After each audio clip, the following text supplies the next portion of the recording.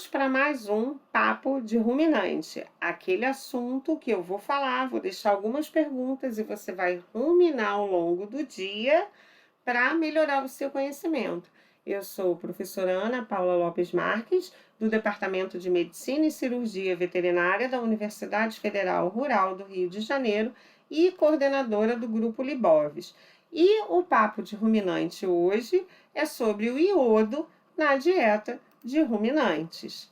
Quando a gente pensa na questão do iodo, o iodo tem uma única função no organismo do animal, que é a produção dos hormônios tireoidianos. Planta tem hormônio tireoidiano? Pensa aí, tem ou não tem? Faz hormônio tireoidiano ou não faz? Planta tem glândula tireoide? Não, não tem. Então, a essencialidade do iodo, embora as plantas tenham iodo na sua folha, né, na sua composição ali, esse iodo ele não é utilizado, elas apenas armazenam. Pelo menos até hoje não se descobriu, né, que a planta utiliza o iodo.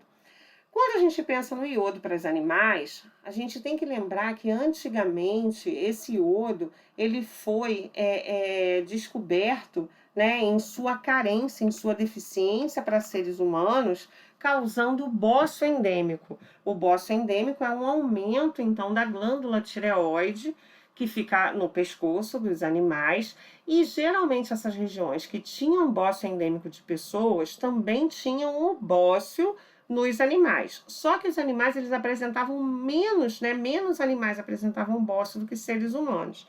E daí, na época, sugeriu-se que esses animais eles tinham necessidades diferentes de iodo em relação aos seres humanos. Esses animais também não tinham muito contato com substâncias bociogênicas. Anota aí, anota de novo, anota mais uma vez. Substâncias bociogênicas, grave esse nome, substâncias bociogênicas. E também acredita-se que esses animais eles tenham mais facilidade de absorver o iodo presente na natureza. Então, eu tenho seres humanos com bócio, tenho animais com bócio nas regiões endêmicas, porém, os animais em menor quantidade. Quando a gente pensa na distribuição do iodo nos continentes, levando em consideração que esse iodo ele é lixiviado para os oceanos, a maior concentração de iodo está nos oceanos. Então, peixes, frutos do mar, algas marinhas, geralmente são ricos em iodo. E à medida que a gente vai se afastando do litoral, essa quantidade de iodo vai reduzindo e ocasionando as deficiências. Então, é muito comum as deficiências ocorrerem nas regiões mais internas nos continentes. A deficiência de iodo era um problema tão grande no Brasil, o bócio endêmico era tão grande, né, como um problema tão grande no Brasil, que na década de 50, o governo ele fez com que o sal comum recebesse iodo nas formas de iodeto de sódio, potássio e cálcio. Esse iodo ele era colocado na concentração de 40 a 60 ppm, e na década de 90, a Anvisa ainda aumentou a quantidade desse iodo colocado no sal para 40 a 100 ppm.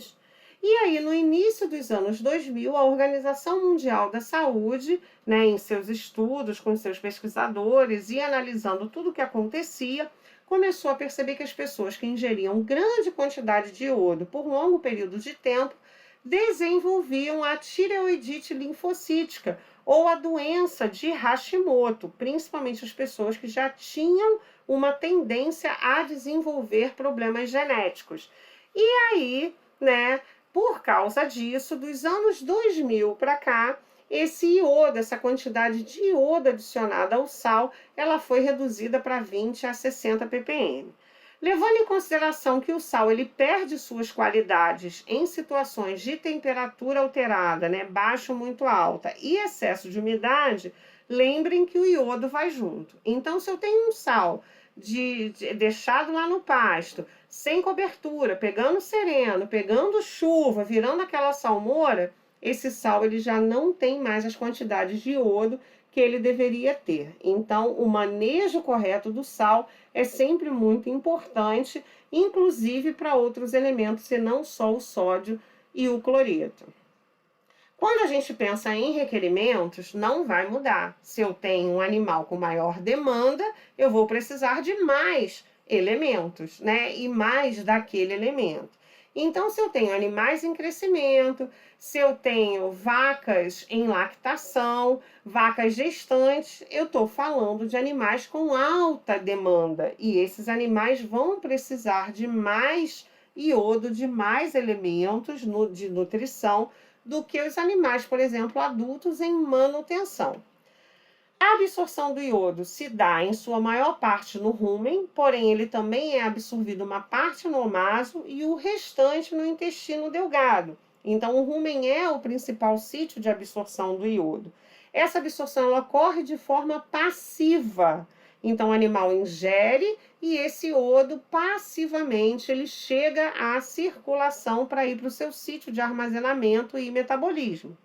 Só que a gente tem um pequeno probleminha. O iodo é excretado por urina e leite. E quando a gente pensa em leite, a gente pensa em questões de saúde pública. Ou seja, se eu suplemento muito uma vaca com iodo, essa vaca vai excretar muito iodo no leite e aí eu vou ter esse leite para consumo humano rico com muito iodo e provavelmente desempenhando o papel ali de fazer a tireoidite linfocítica.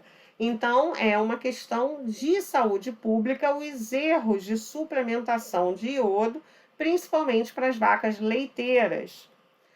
Quando a gente vai pensar no armazenamento do iodo, o principal sítio de armazenamento é a glândula tireoide. Além de glândulas salivares, glândula mamária e estômago, porém, o folículo tireoidiano é um local onde esse iodo ele vai ser metabolizado e vai ser colocado, vamos dizer assim, para desempenhar as suas funções. Então, a glândula tireoide, ela tem, né, toda a sua parte estrutural, mas o folículo tireoidiano, a célula tireoidiana, é a unidade funcional para o metabolismo desse iodo.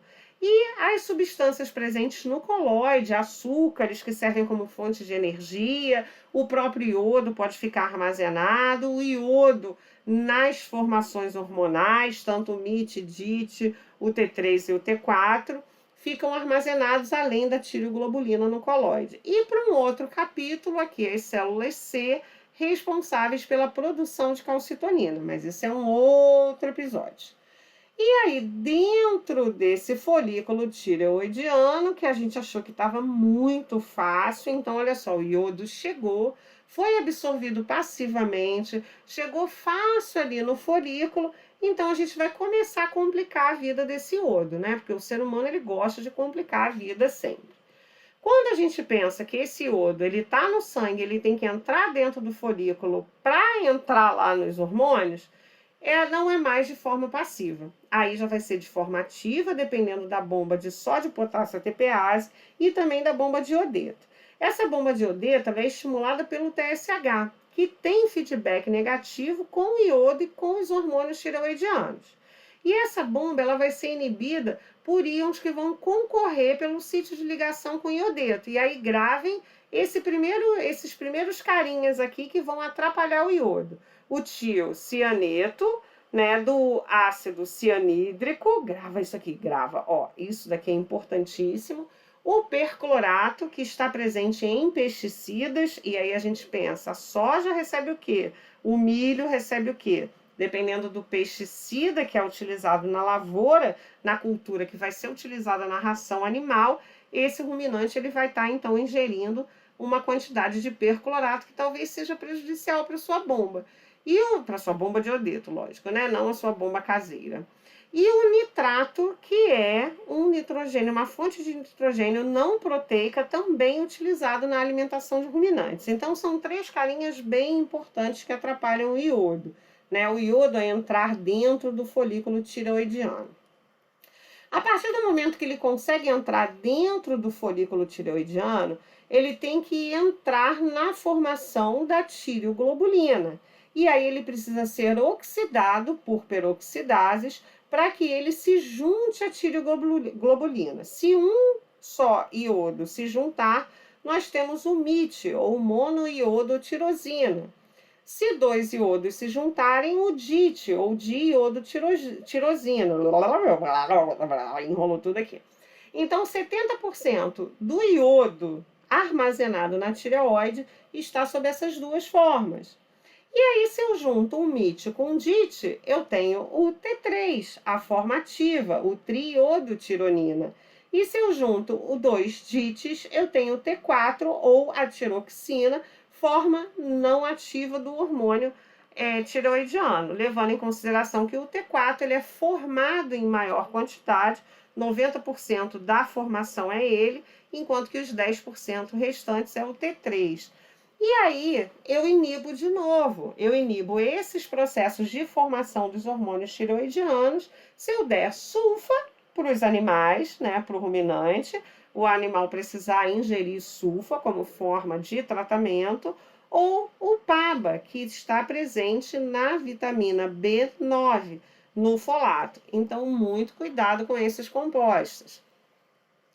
A partir do momento que esse hormônio ele é produzido dentro do folículo tireoidiano, ele vai passar de forma passiva, na verdade ele vai ser englobado, né, por exocitose, por enzimas lisossomais que vão digerir, né, esse englobamento, ele vai chegar então no coloide. E aí ele pode tanto ir para o coloide como ir para a circulação. Se ele for para o coloide, tanto o iodo quanto os hormônios e os precursores desses hormônios ficarão armazenados, e se ele for para a circulação, então ele vai se ligar, sua maioria, em proteínas, principalmente a globulina transportadora de tiroxina, para chegar nas células e desempenhar a sua função. Essa proteína ela é sintetizada no fígado, estimulada por esteroides sexuais, então é importante aí para os animais mais jovens, à medida que esses animais vão envelhecendo, também pode ter problema com a produção dessa proteína, e é inibida por salicilatos, no caso dos ruminantes, importante apenas para algumas plantas, não é o caso da maioria das forrageiras, porém é bom citar que os salicilatos impedem, né, inibem a formação dessa glicoproteína que vai fazer o transporte desses hormônios. E aí esses hormônios estão sendo transportados e têm que chegar no núcleo da célula para desempenhar suas funções. Apenas o T3 é capaz de ultrapassar a membrana celular. E eu não disse que a maioria dos hormônios formados é o T4, a forma inativa? Por quê? Porque uma parte boa do T3 já está ativa, fazendo suas funções, e à medida que o animal ele tem uma demanda maior e precisa de uma quantidade maior de hormônio, esse T4 então é transformado em T3 a partir de uma enzima chamada iodotironina deiodinase. Esse nome para vocês é comum? Vocês já ouviram esse nome em algum lugar? Pensem com carinho. É uma selenoenzima, uma enzima que tem na sua formação o selênio. E a partir do momento que esse T3 ele entra no núcleo celular, aí a vida fica mais difícil ainda, né? Por quê? Porque os hormônios, a gente fala assim, mas o iodo só tem uma função no organismo animal, que é produzir hormônios tireoidianos. Mas aí a gente pergunta assim, o que os hormônios tireoidianos fazem? Eu vou falar resumidamente para vocês. Tudo. Hormônio tireoidiano faz tudo. Tudo que tem a ver com o metabolismo de lipídios, de carboidratos e de proteínas, ou seja, tudo. Então, olha só, os efeitos no período embrionário no feto, no sistema nervoso, os hormônios da tireoide vão facilitar a multiplicação celular, a sinaptogênese, a mielinização desse sistema nervoso e a vascularização. E já na fase adulta do animal, vai fazer a manutenção dos processos cognitivos e a circulação desse sistema. Essa foto é o Jorginho. O Jorginho é de um rebanho de Piraí. Ele nasceu de um rebanho que tinha deficiência de iodo. E aí a gente observa que ele é um animal menorzinho, né, magrinho. Ele aqui está com um problema, provavelmente uma onfaloflebite. Se a gente observar a mãe do Jorginho, a gente vê lesões, né, na pele comuns em rebanhos com deficiência de iodo. E o Jorginho era muito engraçado. O Jorginho ele tinha problemas cognitivos. E aí, o que que acontecia? Sabe assim, grupo de mães que está reunido e os filhos todos brincando no parquinho? Aí, de repente, uma nuvem preta chega, vai chover, aquela nuvem escura, cinza, e aí as mães recolhem os seus filhos gritando: vem fulano, vem Beltrano. Então, as vacas também fazem isso. As vacas ficam confabulando, né? Ficam conversando, falando mal do touro ali num cantinho. E aí, quando elas precisam pastar, quando elas precisam fazer alguma coisa, elas começam. O que que elas fazem? Elas chamam os seus filhotes. E aí os seus filhotes vêm correndo, cada um para sua mamãe. E o que que o Jorginho fazia? O Jorginho ouvia o mugido da mãe e ficava um tempão para se deslocar, para perceber, para ir na direção certa. Então, o Jorginho tinha dificuldades cognitivas, muito comum, como eu falei, nos rebanhos com deficiência de iodo. No sistema cardiovascular, né, aumenta a força e a velocidade de contração, frequência cardíaca e débito cardíaco. Também aumenta a quantidade dos receptores beta-adrenérgicos, né, que aí ficam, o coração ele fica mais com um potencial mais ativo para o efeito das catecolaminas e também melhora a vasodilatação periférica. No sistema respiratório, é comum, né, a produção do surfactante acontecer por estímulo desses hormônios tiroidianos. E aí, quando a gente diz que o feto nasceu sem pelo, fraco e natimorto, ou seja, ele nasceu e no primeiro suspiro de vida ele morreu, pode ser por uma ausência de surfactante e esse pulmão ter continuado colabado após a primeira tentativa de respiração. Na fase adulta, os hormônios tireoidianos mantêm a frequência respiratória. No sistema muscular, influenciam a diferenciação da fibra. E aí, 1 milhão de atividades. Isso é só um resuminho básico. Então, vamos lembrar agora rapidinho, as deficiências elas podem ser primárias e secundárias, não é? Primária, quando eu não tenho o elemento do qual eu estou falando da deficiência. E secundária, quando eu tenho esse elemento em quantidades normais e até elevadas, porém alguma coisa interfere no metabolismo.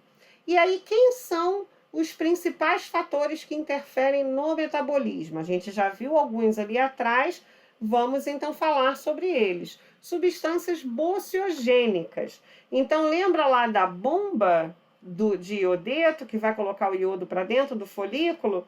Então, a bomba de iodeto ela pode ser inibida pelo ácido cianídrico, que no rumen vai originar os tiocianetos. E esse ácido cianídrico ele está presente em plantas como trevo branco, milheto gergelim, batata doce, soja e milho.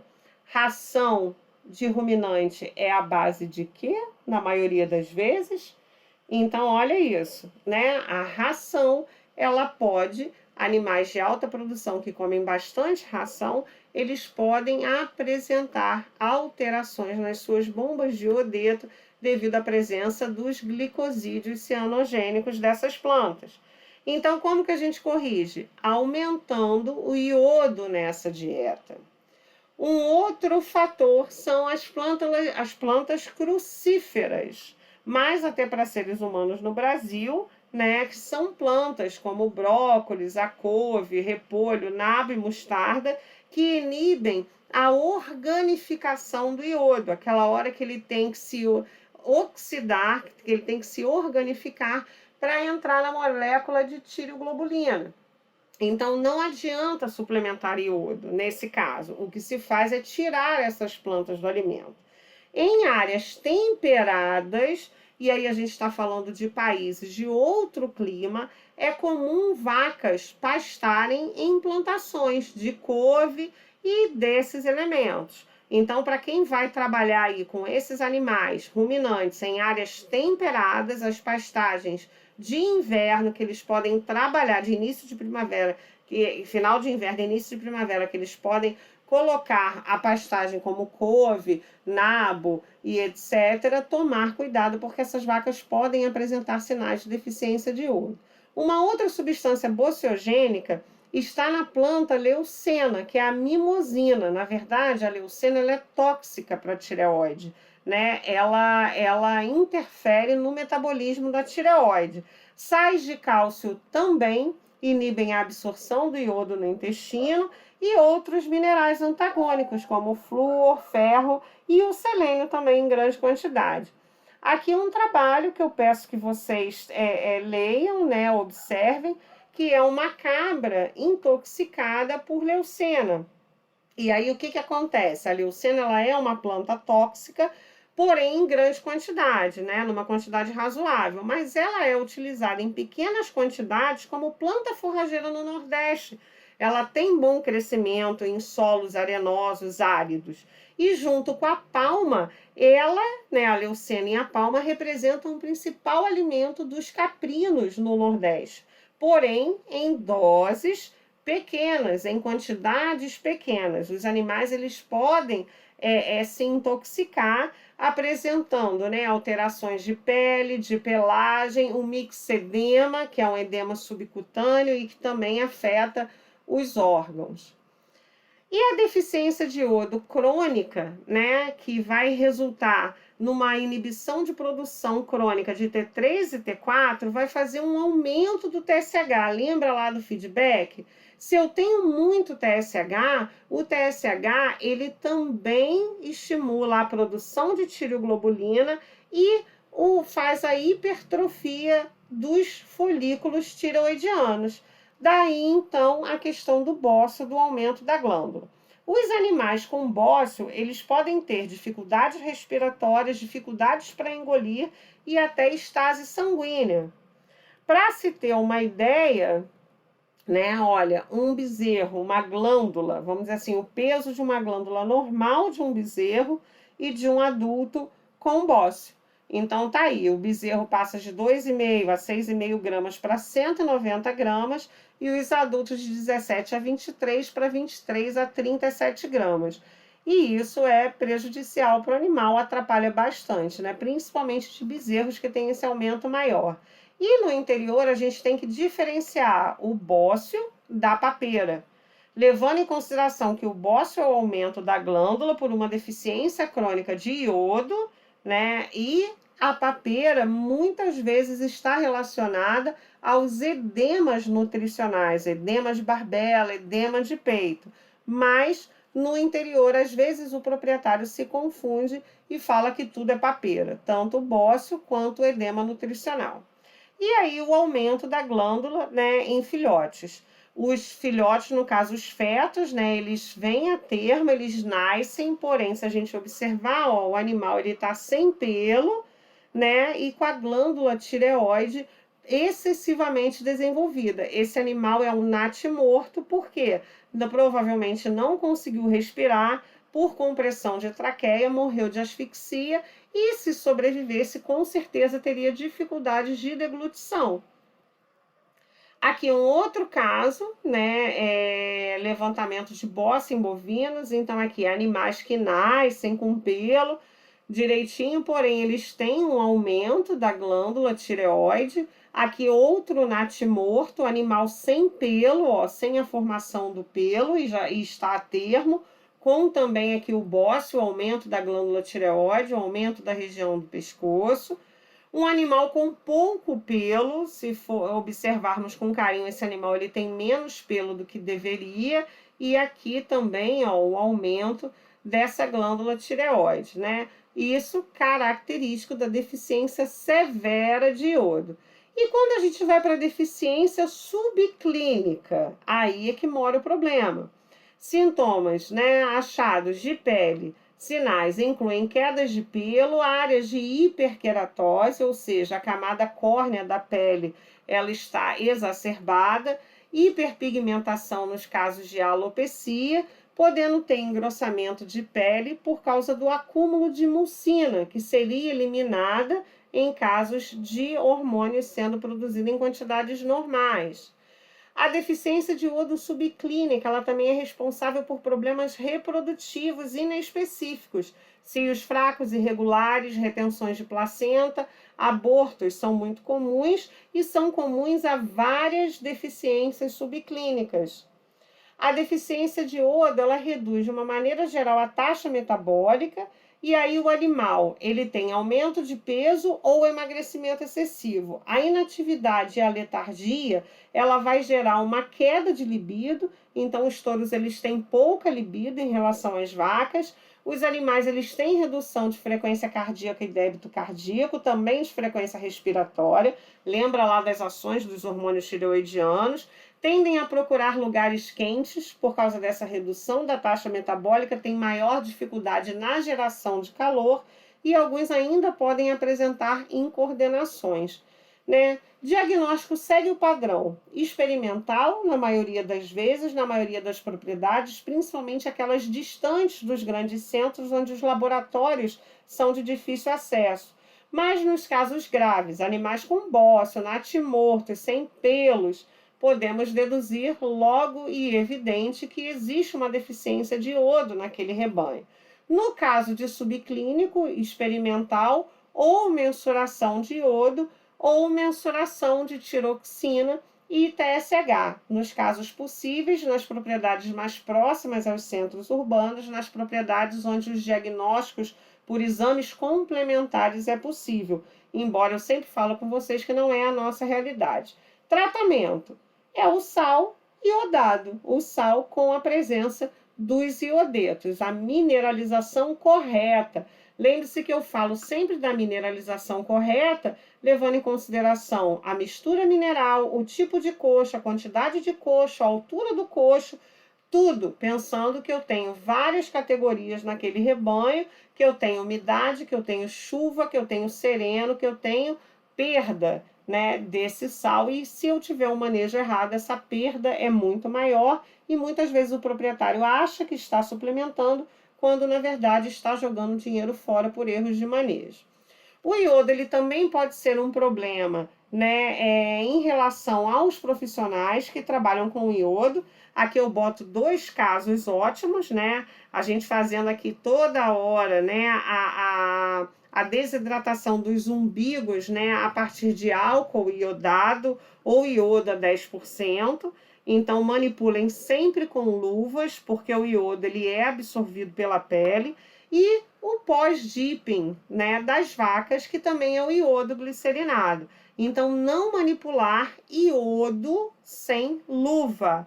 O iodo, ele é também uma questão de saúde pública e de doença profissional. Quem trabalha com iodo, não o manipule. Lembrando que iodo em excesso gera tireoidite, a crônica autoimune, onde a pessoa ela pode produzir anticorpos antitireoide, antitireoglobulina, antiperoxidase. É a famosa doença de Hashimoto. E deixo aí as indicações, além do que eu falei lá no texto, dois livros de professores fantásticos, o professor Tokarna e o professor Suttle. Não deixem de ler, não deixem de buscar conhecimento e quem gostou, curte e compartilha com os seus amigos. Um grande beijo, até a próxima!